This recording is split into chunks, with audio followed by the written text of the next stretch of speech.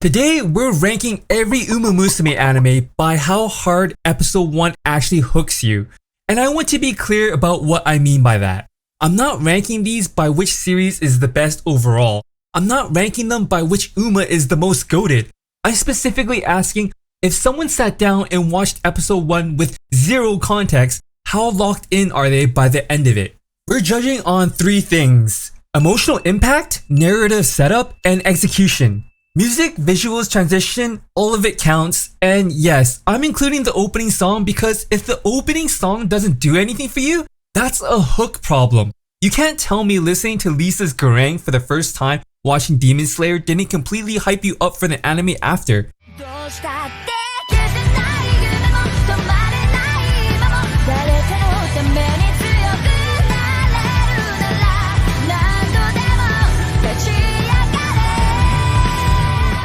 Same principle applies here. Quick note, I'm not covering the shorts, those aren't trying to hook anyone, they're comfort food for people already deep in the fandom. Alright, let's get into it.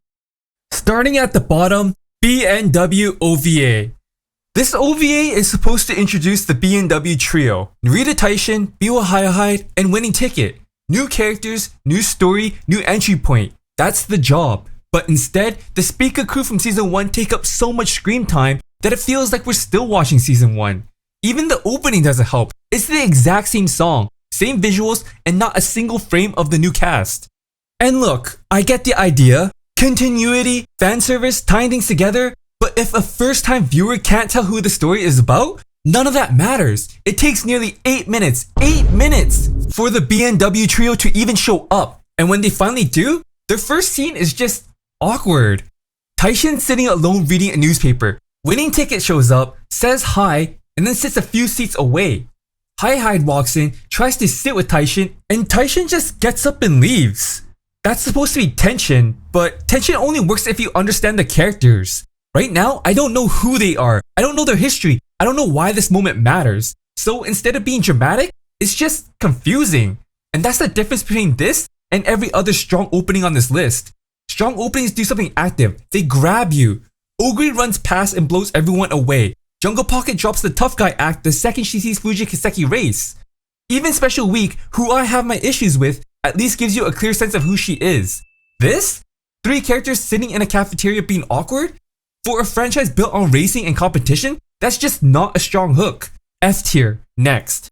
Now we go back to the place where it all started. Season 1. Look, I'm going to be honest with you. I actually had to force myself through episode 1 of the first season. Not because it was terrible, but because nothing about it made me feel like I needed to see episode 2. And for an opening episode, that's kind of the whole job. Here's the thing Cygames got wrong, and they clearly figured this out later because they never did it again. Season 1 is the only entry in the entire franchise that ends episode 1 before the finish line of a race. You get Special Week thrown into a race with basically no setup, she's about to get crushed by some Uma we know nothing about, and then cut. Credits. See you next episode. A cliffhanger only works if you're already invested in what you're watching. If I don't care about the character yet, a cliffhanger just feels like a chore. And here's where it gets interesting. Season 1 actually has a genuinely good opening song. You could even say it's amazing. Unlike in BNW, where the same song was recycled with visuals that had nothing to do with the new cast, here the visuals actually feel like they belong to the story. But you don't hear it at the start of the episode, you hear it at the end, after the cliffhanger. Instead of using it to prime you emotionally before the episode even starts, which is the entire point of an opening song, it plays as the credits roll to an unresolved race. I'll give it this. Season 1 was the first entry in the franchise, and the art and animation reflect that. Everything that came after it looked better, moved better, hit harder. So some of this is just the reality of being first. But we're judging hooks, and Season 1's hook just didn't hook me. D tier. Cygames learned, we move on. Next up, Road to the Top. And this one is interesting because on paper, it does almost everything right. The opening race is solid. Top Rope barely edges out Ayabe, so right away you've got a rivalry. I love the choice of opening song here.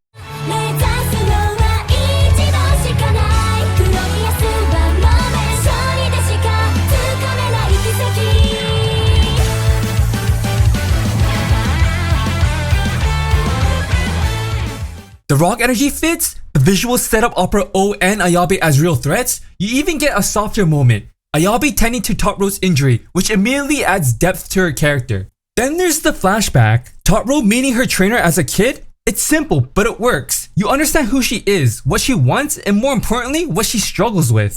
So far, this is exactly what a strong episode 1 should look like.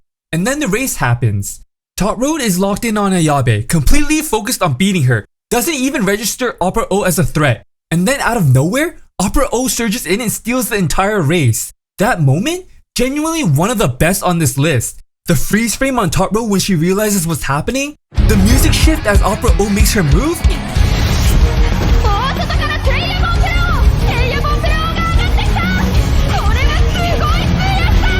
It's clean, it hits. Top Road's devastated, the crowd's still cheering, her trainer gives her that nod, sunlight hits her face, you're in, you're invested. And then the episode just ends, and I didn't really feel anything. That's the problem.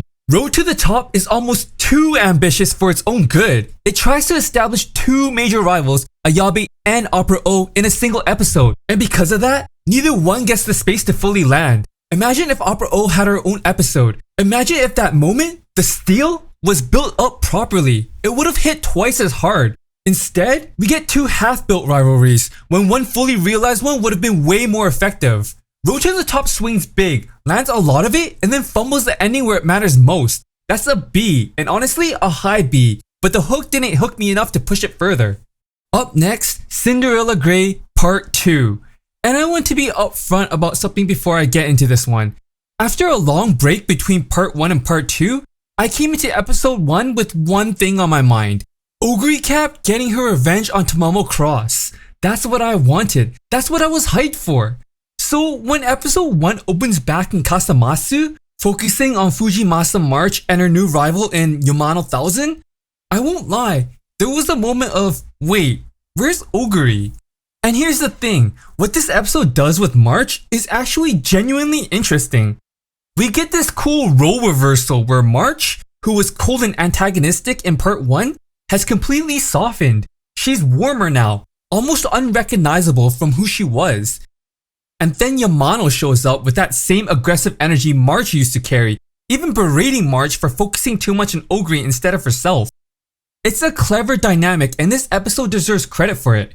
March's response is great too.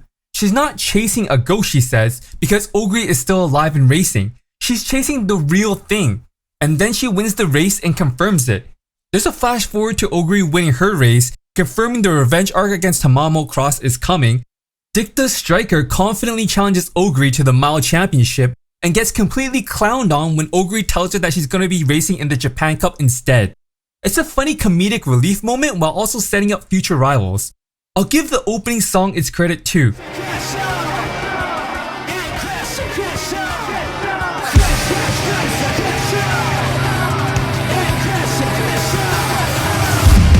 Metal isn't really my thing, but I can acknowledge what it's doing. It's hyping you up for what's framed as Ogre's comeback arc, and the visuals back that up. Her revenge against Tamamo is clearly signposted, the rivals get their attention and the tone is set. It does its job, just not my cup of tea.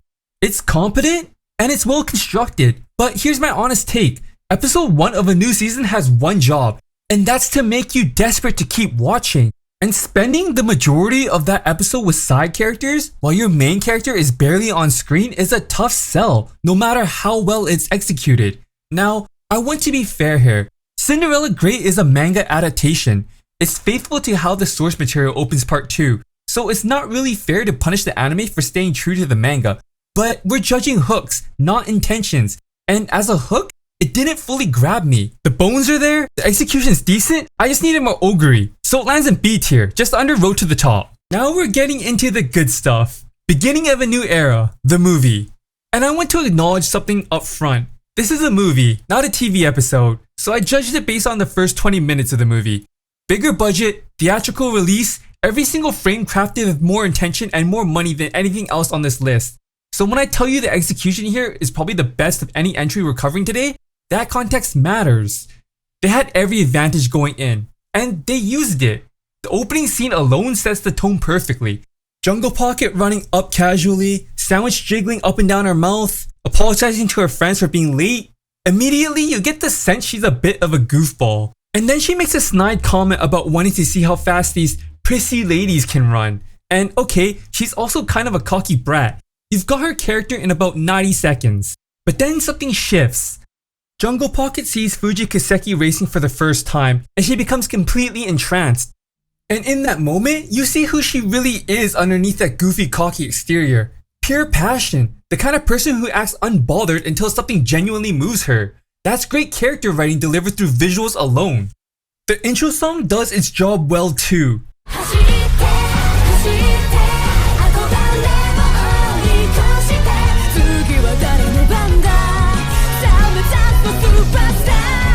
Jungle Pocket's VA has this naturally deep voice that works really well against the upbeat rock energy.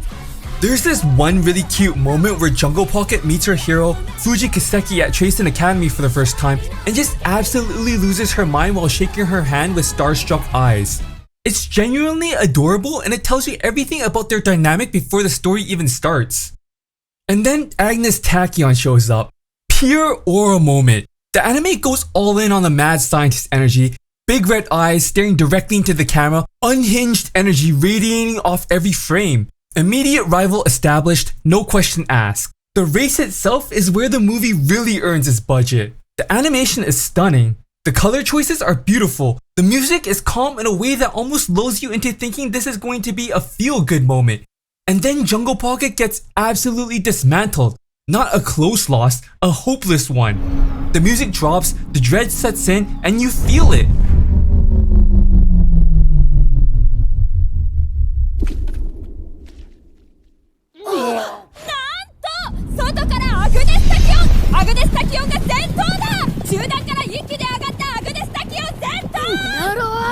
And just when you think it's over, a hint at TM Opera O's dominance in the background? A pleasant little surprise if you watched Road to the Top already. As beautiful and well executed as all of this is, the hook is leaning heavily on spectacle and character charm. But the emotional stakes aren't fully there yet. You're entertained, you're impressed, you're interested in Jungle Pocket and probably Agnes Tachyon at this point, but you're not emotionally devastated. You're not desperate to know what happens next. You want to keep watching, but you're not hooked by the throat. Strong A. The movie came to play, just not quite hard enough to top what's coming. Okay, now we're entering the cream of the crop, Cinderella Grey Part 1. And I'm gonna make a bold statement off the bat. Out of every entry on this list, this entry does the best job of introducing a single character. Better than season 2, better than the movie. Nobody builds a protagonist in one episode better than this. Let me explain. The first thing this episode does incredibly well is immersion. Before we even get to Ogre Cap, the show takes its time establishing the world she comes from. And it does this through contrast. You feel the energy and spectacle of the national G1 races. We see Gold City lose a race in the Twinkle series. All the high profile stuff we've been watching across every other entry on this list. And then the show pulls you back and goes, okay, forget all of that. Welcome to Kasamatsu. Kasamatsu is a completely different world. Lower stakes, smaller races, empty crowds, nowhere near the glamour of the nationals. And the show really leans into that. There's an early scene where a professor straight up tells Belno not to even think about the nationals. Those are races on completely different levels. Just like that, you've been reoriented. The playing field is smaller, the stakes feel more grounded, and suddenly you're watching a completely different kind of story. And then Joe makes a comment about how there's no hope for Kasamatsu. There's no stars here, nothing special. And then Ogre Cap runs past. I don't want to oversell this moment, but I kinda have to. This is the best main character introduction in the entire Uma Musume anime franchise. She doesn't get a dramatic speech, she doesn't get a flashy race sequence. She just runs past, wind blowing in her wake, and Joe watching her disappear in the distance with this look of pure amazement. 10 out of 10 aura moment, completely effortless. And then the show immediately humanizes her. Classic Ogre overeating scene. Asks for seconds. All the chefs are shocked. She gets assigned a room and it turns out to be a storage room and she's genuinely thrilled about it. Loves the fluffy pillows, which are old and worn. Happy to just have electricity. This is a character who comes from nothing and appreciates everything. You can't help but like her. The intro song deserves a mention too.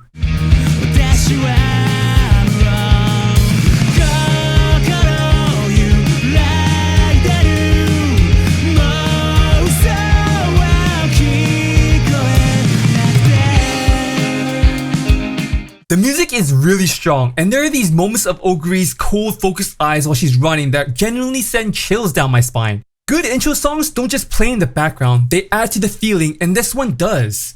Then we have the shoelace moment, and this is where the episode goes from great to exceptional. Oguri is racing, and someone undoes her shoelaces at the beginning of the race to give themselves an unfair advantage. And instead of folding, she stops, takes a late start to fix her laces, and then something shifts. The frame around her freezes, the screen turns blue, her eyes laser focus. And then she just goes, past everyone like they're standing still, catches the attention of every single person watching, including Fujimasa March, who looks over her shoulder mid-race. The soundtrack hits hard too. Everything lines up perfectly. The visual, the music, the moment, that's execution. And then the episode ends on the shot of Joe asking Oguri her name, and she turns towards the camera, sun visible on the horizon, wind blowing through her hair. Oguri cap. That's how you end an episode. That's how you hook someone. Strong S.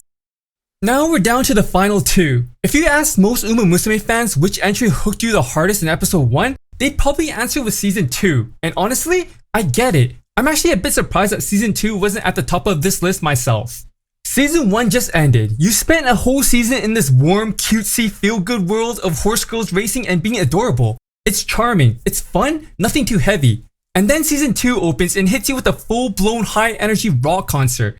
Not what you were expecting, not even close. And that's the point. That tonal shift is a statement. The show is telling you, we're not in season 1 anymore, the gloves are off, the production value is up, and we are doing something different now.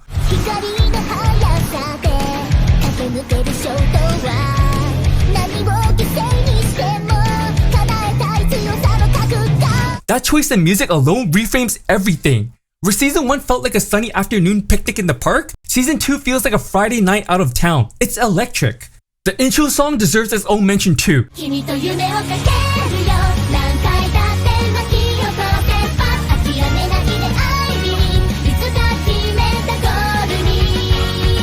Incredibly hype, strong VA performances, instruments firing on all cylinders, and the visuals are doing real work. Taeil's smirk right at the opening of the music video tells you everything about who this protagonist is before the episode even starts. Every character from the season gets their moment, but what really got me personally were these little segments of Kida-san and Diamond as kids.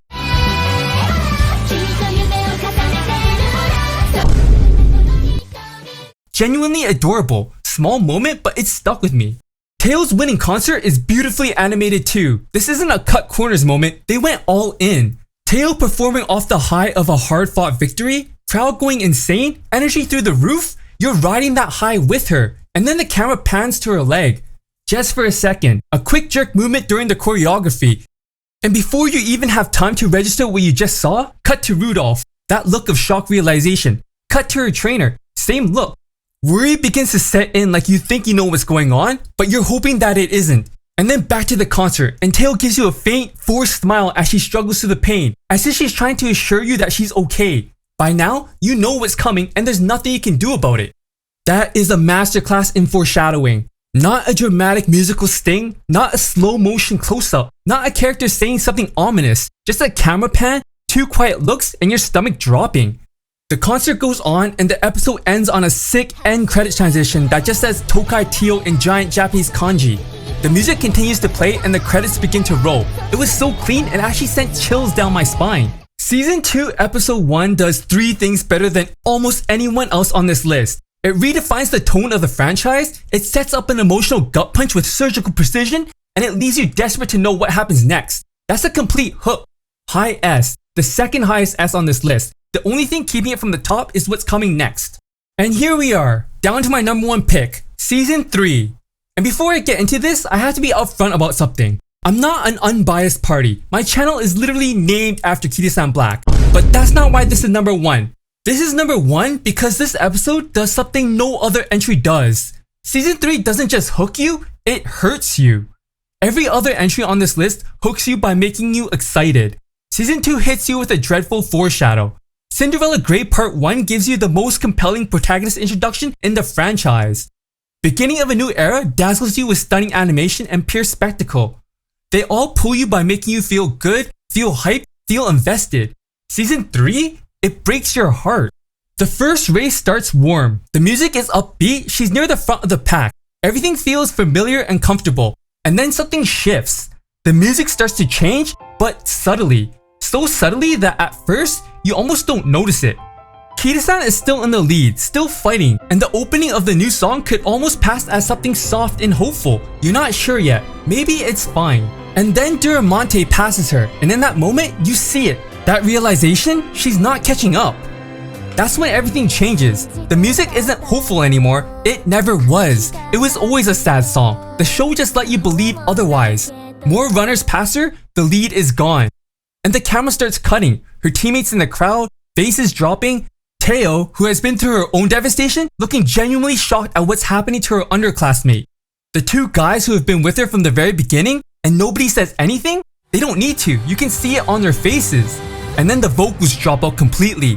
Instrumental solo, and then silence, just long enough for you to hear her say it. And then the song comes back. Full swing, heavy drop straight into the credits. I don't have the words to fully describe what that sequence does to you if you're watching it for the first time. The music transition is perfect, the visual storytelling is perfect. The choice to let the silence carry that moment before the credit hits? Perfect. And the fact that this song is actually performed by Kida-san Black's own voice actress, that's not a small detail, that's everything. Every note of her song is her, and she just lost. Season 3 episode 1 doesn't just hook you, it emotionally devastates you and then rolls the credits before you have a chance to recover. You're not watching episode 2 because you're curious, you're watching episode 2 because you need to know she's going to be okay. That's the best hook on this list, that's why it's number 1. And yes, I'm biased, but I'm also right. Alright, that's the full ranking. Let's do a quick recap. BNW, F tier. Season 1, D tier. Cinderella Grey Part 2 and Road to the Top, both B tier with Road to the Top just edging out barely. Beginning of a New Era, A tier. And then the S tiers. Cinderella Grey Part 1, Season 2, and Season 3 at the top.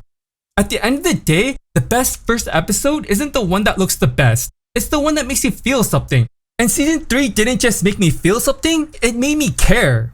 If you're new here, the channel is called Kida-san White for a reason. If you couldn't already tell, I'm a little obsessed. Stick around, there's more coming. Hit subscribe if you want to see more. I'll see you in the next one.